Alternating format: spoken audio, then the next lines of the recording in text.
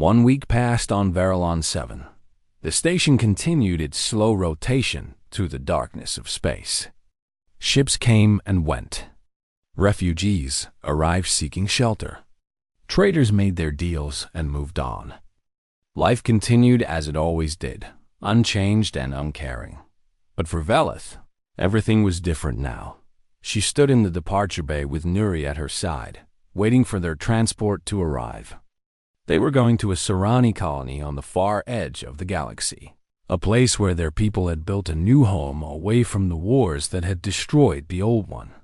It was not perfect, but it was safe. It was a place to start again. The departure bay was large and crowded. Beings of all species moved through it, carrying bags and boxes, saying goodbye to friends and hello to strangers. The noise was loud, a mix of hundreds of different languages and sounds. Velith was not listening to any of it. She was watching the entrance, waiting. "Mother, will he come?" Nuri asked. "I hope so, little one." I sent him a message. They had visited Taewoo several times during the past week. Each day, he looked a little better. The swelling on his face went down. The koa came back to his skin. He still moved slowly and carefully, but he was healing. Yuna said he was recovering faster than expected, even for a human. "There he is," Nuri said, pointing. Velith turned and saw Taewoo walking toward them. He was wearing simple, clean clothes, not the dirty work clothes she had first seen him in. He still had bandages under his shirt. She knew, but he walked almost normally now. Only a slight stiffness in his movement showed his injuries. He smiled when he saw them, a small, warm smile that reached his eyes. "You came," Velith said. "Of course I came. I had to say goodbye." Nuri ran forward and wrapped her arms around his legs in a hug. Taewoo winced slightly at the pressure on his healing ribs, but he did not pull away. Instead, he bent down and hugged her back. "I will miss you," Nuri said. "I will miss you too, but you are going to a good place. You will be safe there. You will make new friends and have new adventures. Will you visit us?" Taewoo looked at Velith, then back at Nuri. "Maybe someday. The galaxy is big, but not that big. Paths cross in unexpected ways." Nuri reached into her small bag and pulled something out. It was a drawing she had made, showing 3 figures standing together. One was tall and silver, clearly Velith. One was small and silver, clearly Nuri. And one was shorter, with dark hair and a kind face. "This is so you will not forget us," Nuri said, handing him the drawing. Taewoo looked at it for a long moment. When he looked up again, his eyes were wet. "I could never forget you. Either of you. This is wonderful. Thank you." Velith stepped forward. In Serani culture, there were many ways to show respect and gratitude. There were small gestures for everyday thanks, and larger ones for greater debts. But there was one gesture that was reserved for the highest honor, one that was only used for those who had saved the life of a family member. She raised both hands and pressed them together in front of her chest. Then she bowed her head until her forehead touched her fingertips. It was a gesture of complete respect, one that said, "This being has my eternal gratitude." When she raised her head, Taewoo looked confused. "I do not know what that means," he admitted. "It means you are family now," Velith said. "In the eyes of all Serani, you are one of us. Your name will be remembered in our histories. Your story will be told to our children and our children's children. What you did will never be forgotten." Taewoo shook his head slowly. "I do not deserve that. I did not do anything special.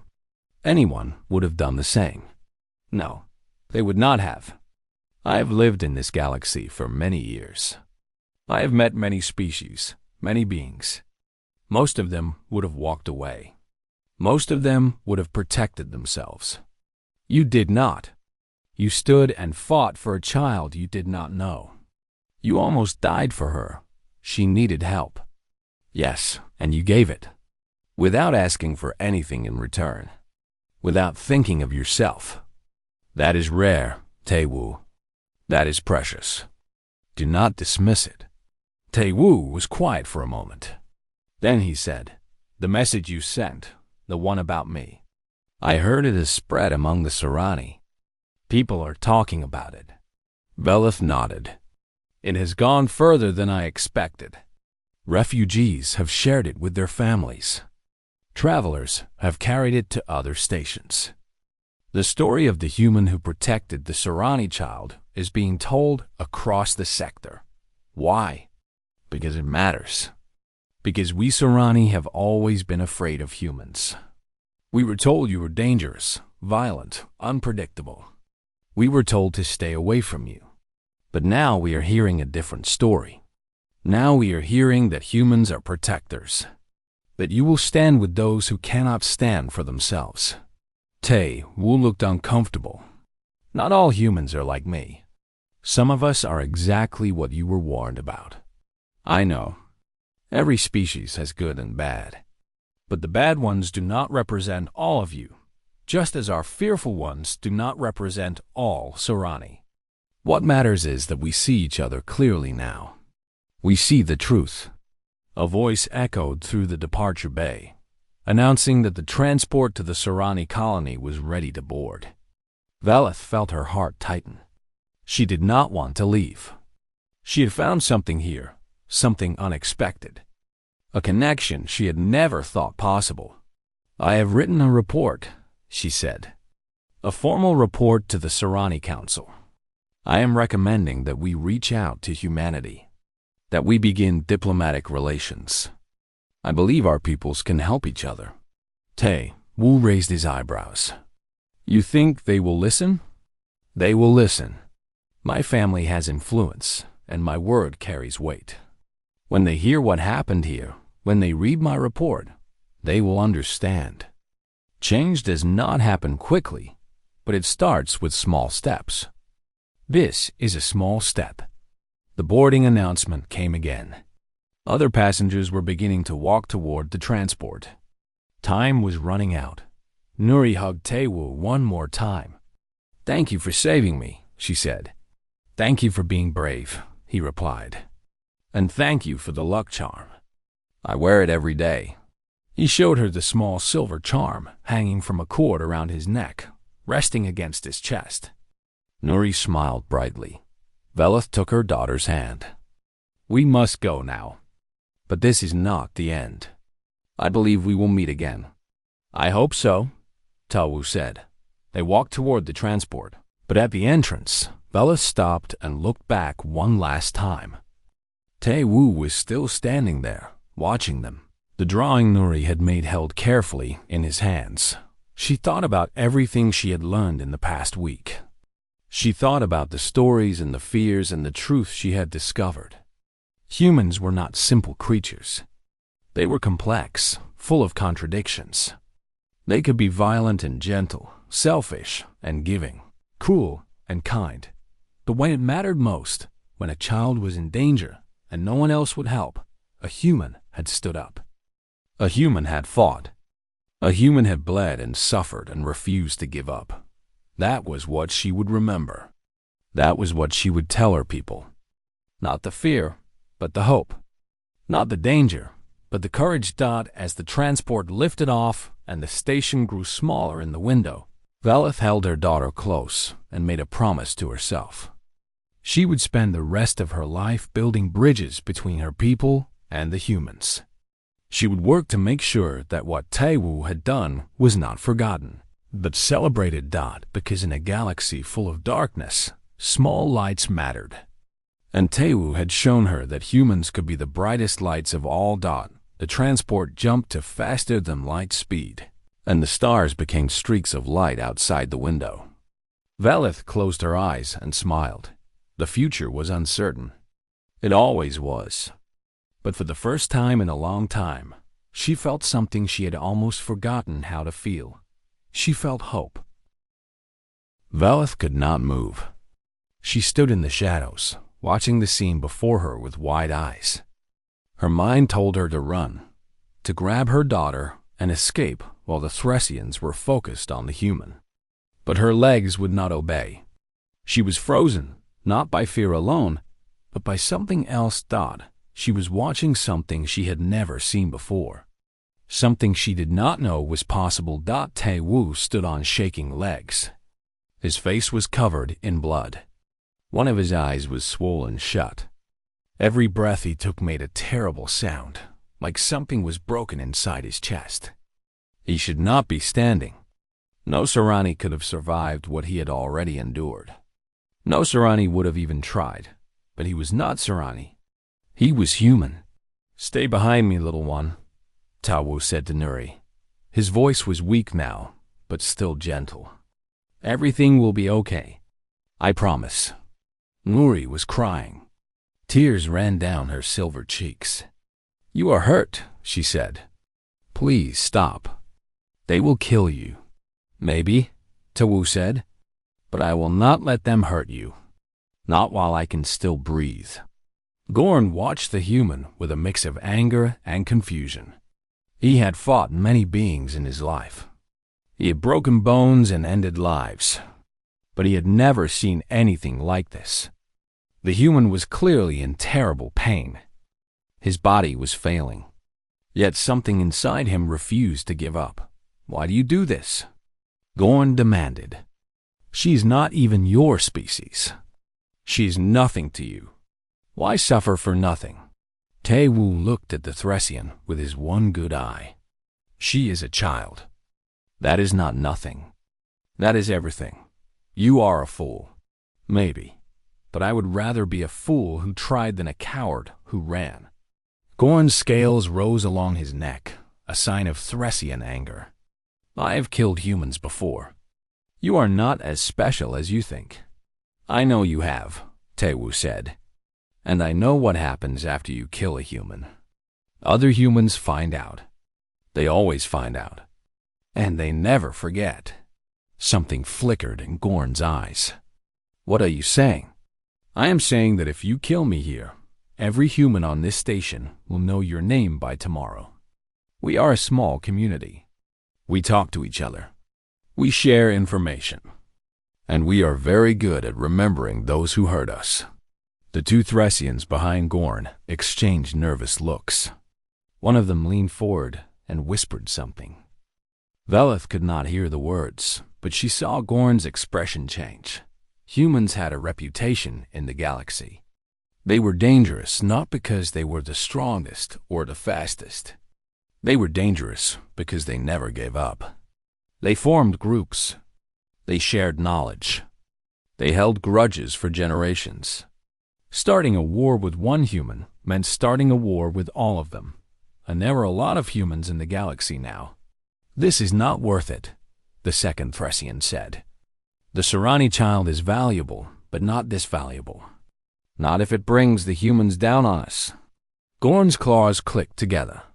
He stared at Tae-woo with pure hatred. The human stared back, not moving, not blinking, still standing between the predator and the child. "You think you have won?"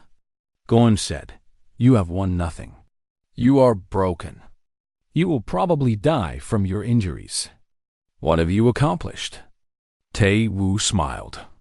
It was a small smile, painful and bloody, but real. "She will not die today. That is enough." For a long moment, nobody moved. The air was thick with tension. Velith held her breath, not knowing what would happen next. One wrong word, one wrong movement, and everything could change. Then Gorn turned away. "Let us go," he said to his men. "This one is not worth our time." The three Thracians walked toward the exit, their heavy footsteps echoing through the room. As Gorn passed by Tae-woo, he stopped and leaned close to the human's ear. "This is not over," he whispered. "I will remember you." "Good," Tae-woo said. "Because I will remember you too." Gorn made a sound of disgust and continued walking. The other two followed him. Within moments, they had disappeared into the shadows of the lower levels. As soon as they were gone, Tae-woo's legs gave out. He collapsed to the floor, unable to stand any longer. The strength that had kept him upright was finally gone. Velith ran from her hiding place. She rushed to her daughter first, grabbing Nuri and holding her tight. The little girl sobbed into her mother's chest, her small body shaking with fear and relief. "I am sorry, Mother," Nuri cried. "I am so sorry. I should not have left the room." "It is okay, little one," Velith said, her voice breaking. "You are safe now. You are safe." She looked at the human lying on the floor. He was not moving much, just breathing in short, painful gasps. Blood pooled beneath him on the dirty metal.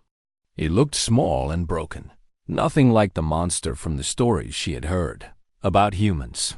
Velith gently released Nuri and moved to Taewoo's side. She did not know much about human bodies, but she knew enough to see that he was badly hurt.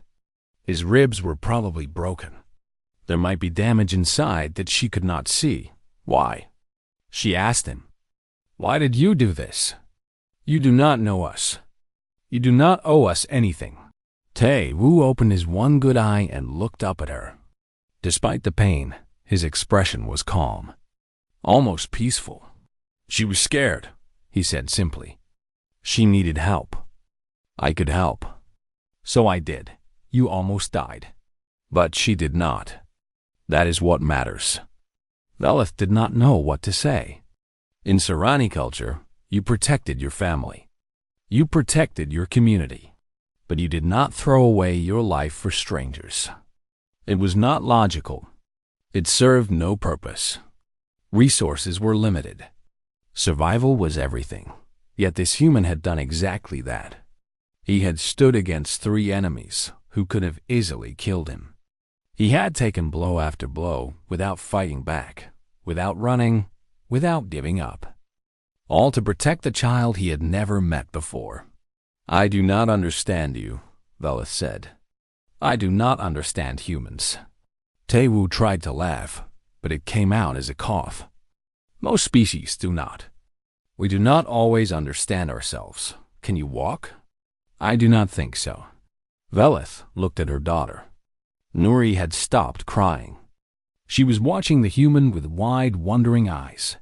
"We need to get him to the medical bay," Velith said. "Nuri, can you help me?" Nuri nodded quickly. Together, the mother and daughter lifted the human as gently as they could. He was heavier than he looked, solid with muscle beneath his plain clothes. Humans were dense, built for a heavy world with strong gravity. They began the long, slow walk back to the upper levels of the station. Taewoo did his best to help, but he was weak. Most of his weight rested on Velith's thin shoulders. "Thank you," he whispered as they walked. "Do not thank me," Velith said. "You saved my daughter. I can never repay that debt. There is no debt. I did what anyone should do." But that was not true. Not anyone would do what he had done. Velith knew that now. She had lived in this galaxy for many years. She had seen kindness and cruelty, bravery and cowardice. But she had never seen anything quite like this dawn as they climbed toward the light of the upper levels. She began to think that maybe the stories about humans were wrong. Or maybe they were only half the story. Maybe there was more to these strange beings from Earth than the galaxy knew. Maybe there was more to all of them than anyone knew. The medical bay of Verilon 7 was one of the few places on the station that still looked clean and bright. White lights filled the room with a soft glow. Machines hummed quietly along the walls. The air smelled of chemicals and medicine, a sharp contrast to the dirty corridors outside. Velith sat in a small chair near the door, watching as the human doctor worked on Taewoo. The doctor was a woman named Yuna, with short dark hair and quick, careful hands. She moved around her patient with the confidence of someone who had done this many times before. 3 cracked ribs, Yuna said, looking at the images on her screen. Internal bruising around the lungs and stomach. A mild concussion. Multiple cuts and contusions to the face and body. She shook her head slowly. "You are lucky to be alive." Taewoo lay on the medical bed, his chest wrapped in white bandages. His face was swollen and purple in places, but his eyes were open. "It does not feel very lucky," he said. "It should. A Thresion hit you multiple times. Most species would not have survived even one blow like that. Humans are stubborn." Yuna smiled slightly. "Yes, we are." She pressed some buttons on her machine, and a soft beeping sound filled the room. "I am giving you medicine for the pain, and to help your body heal faster. You need to rest for at least a week. No work, no exercise, no being a hero. I was not trying to be a hero. I know. That is what makes it worse." Yuna looked at Velith. "You brought him here?" Velith nodded. "My daughter and I carried him from the lower levels. He protected my daughter from those who wished to take her." Yuna's expression softened. "That sounds like something Taewoo would do. He works in the cargo bay, moves boxes all day, talks to no one. But I have seen him share his food with hungry children. I have seen him help old beings carry their bags. He does not make a big show of it. He just does it. Why?" Velith asked. The question had been burning inside her since the lower levels. Why do humans do these things? It makes no sense. There is no benefit, no gain. Only risk and pain. Yuna thought about this for a moment. "I do not know if I can explain it in a way that will make sense to you. For humans, helping others is not about logic. It is about feeling. When we see someone in danger, something inside us responds. We cannot ignore it. We have to act, even when it means your own death. Sometimes, yes. We call it many things: courage, compassion, instinct. But the truth is, we do not always understand it ourselves. We just know that we cannot stand by and watch innocent people suffer. Not if there is anything we can do about it." Velith looked at Taewoo. He had closed his eyes, resting while the medicine worked through his body. He looked so ordinary, so unremarkable. On her home world, he would have been invisible, just another face in the crowd. But here, in this moment, he was the most extraordinary being she had ever met. "I have heard stories about humans," Velith said. "Everyone has heard stories. They say you are dangerous, unpredictable, that you come from a death world where everything is trying to kill you. All of that is true," Yuna said.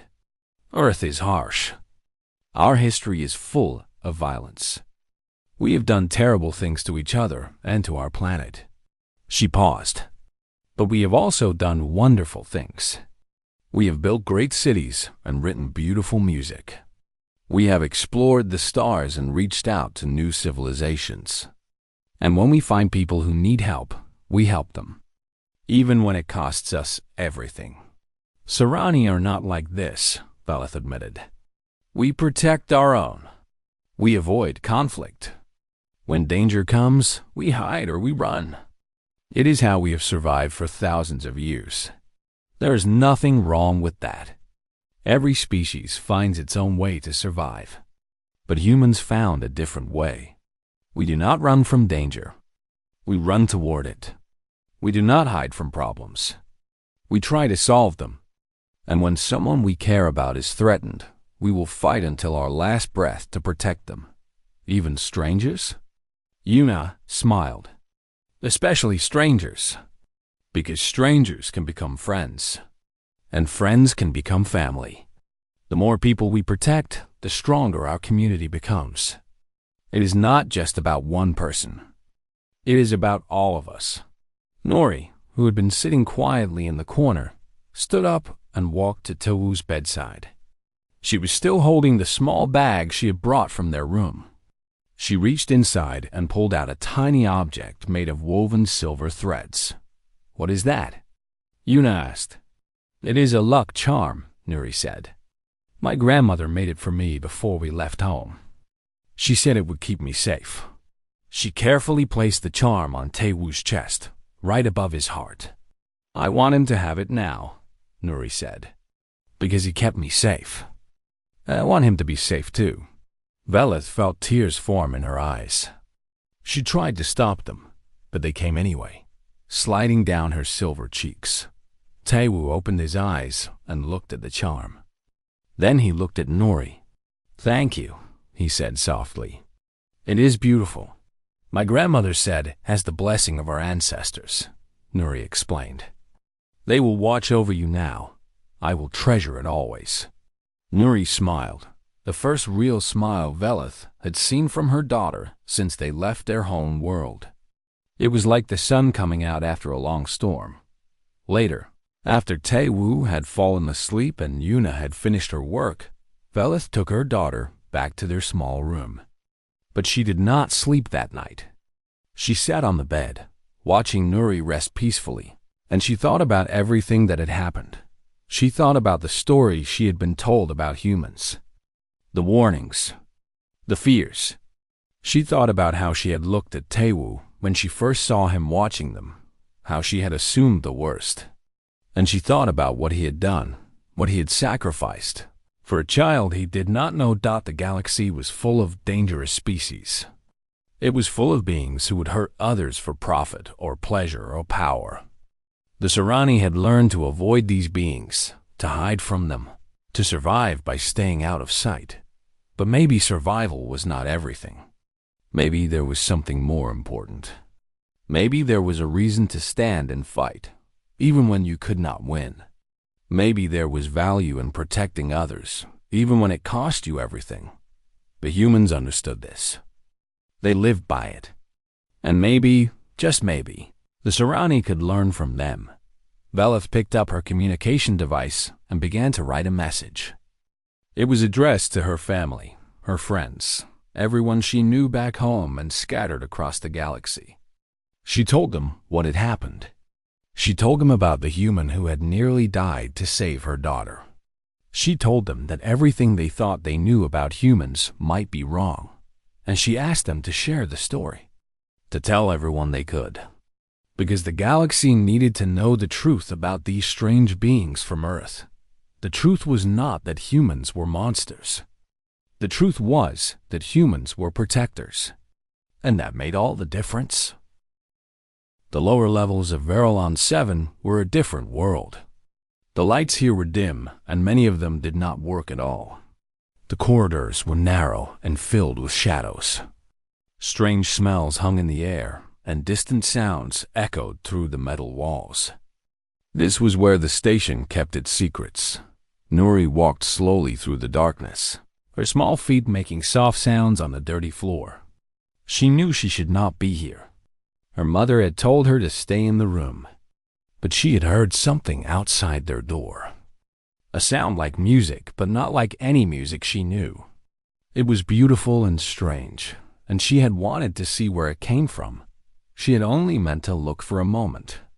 But the corridors all looked the same, and soon she was lost. The music had stopped, and now she could not find her way back. "Mother?" She called out softly. Her voice sounded small in the big, empty space. No one answered. Nuri tried to be brave. Her mother always told her to be brave. But she was scared. The shadows seemed to move around her, and she could hear things breathing in the darkness.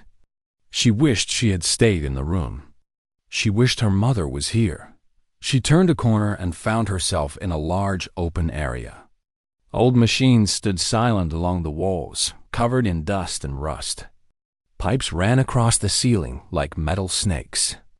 In the middle of the room, 3 figures stood waiting. They were Thessians. Nuri had never seen one before, but she knew what they were from pictures. They were big, much bigger than any Sarai. Their skin was covered in thick green scales, and their eyes were yellow with black slits in the middle. They had sharp teeth and claws that could tear through metal. The biggest one saw her first. He smiled, showing all his teeth. Well, he said. His voice was deep and rough. "What do we have here?" Nuri took a step back, her heart beating fast. "I am lost," she said. "I am trying to find my mother." The Thessian laughed. The other two laughed with him. It was not a nice sound. "A little Sarani, all alone," the big one said. He walked toward her slowly, like a predator approaching its prey. "Do you know what Sarani are worth to the right buyer, little one?" Nuri did not understand. "I just want to go home, please." "Oh, you will go somewhere," the Thracian said. "But not home. My name is Gorn, and I think you are going to make me very rich." He reached out his clawed hand toward her. "Stop." The voice came from behind Nuri. It was calm and steady. She turned and saw a human standing in the doorway. It was the same human who had watched her and her mother earlier. The worker with the dark hair and plain face. Gorn pulled his hand back and looked at the human with annoyance. "Walk away, Softskin. This is not your business." The human did not walk away. Instead, he walked forward, moving past Nuri and putting himself between her and the Thracians. "Let the child go," he said. "She is not part of whatever business you do here." Gorn laughed again. "You think you can tell me what to do? Do you know who I am? Do you know what I do to humans who get in my way?" "I know exactly what you are," the human said. His voice was still calm. "And I know you are not going to hurt this child, because I am not going to let you." The two other Thracians moved to stand beside their leader. Together, the three of them were huge.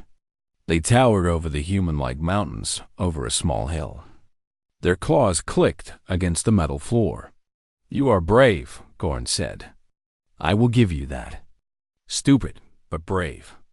There are three of us and one of you. You have no weapon. What exactly do you think you can do?" The human looked at Nuri. His eyes were kind. "Stay behind me," he said gently. "Do not be scared. I will not let them touch you." "You cannot protect her," Gorn said. "You cannot even protect yourself." "Maybe," the human said, turning back to face the Thracians.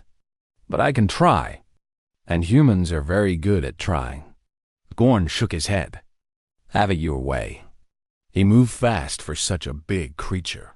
His fists swung through the air and caught the human in the chest. The sound was terrible, like meat hitting stone.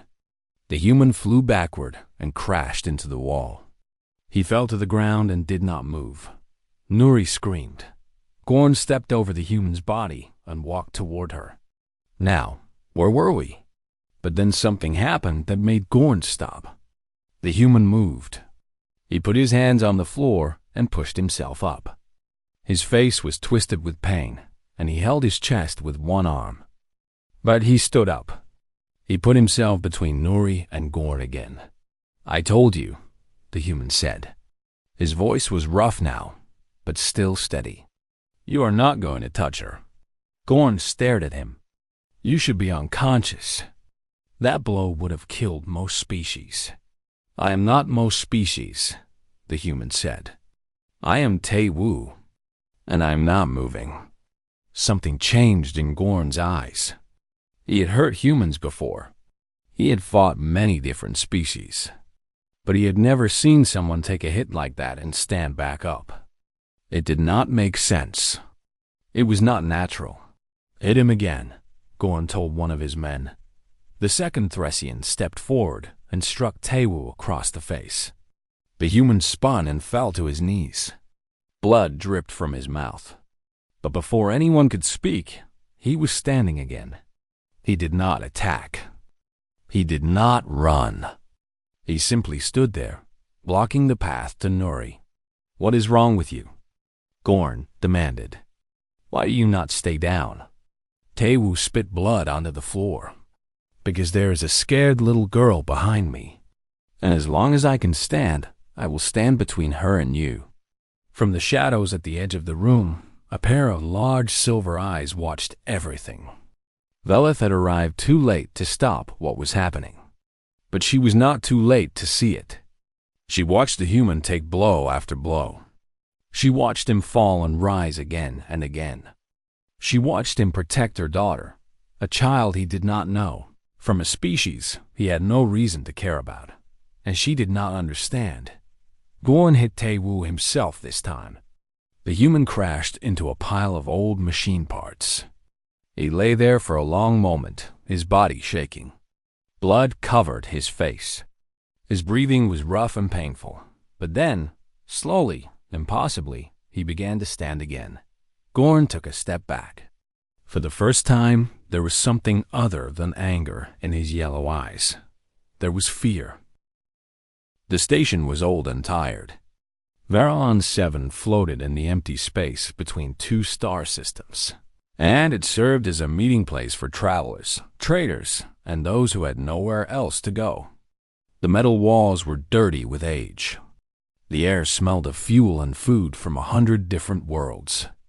Beings of all shapes and sizes moved through its corridors, each one carrying their own story. Valeth held her daughter's hand tightly as they walked through the crowded arrival area. She was tall and thin, with silver skin that caught the light in soft ways. Her eyes were large and dark, like pools of still water. She was Serani, and the Serani were known throughout the galaxy as a gentle people. They did not fight. They did not threaten. They survived by being useful and staying out of the way. This was not always a safe way to live. And you are. I looked up at her mother with curious eyes. The little girl was only 6 years old, but she had already seen too much. Their home world was far behind them now, lost in a war they had no part in starting. Valeth had taken her daughter and run, like so many others. They were refugees now, looking for safety in a galaxy that did not offer much of it. "Mother, what is that?" Nuri asked, pointing at a large creature covered in brown fur. "I do not know, little one," Valeth said softly. "There are many species here. Stay close to me."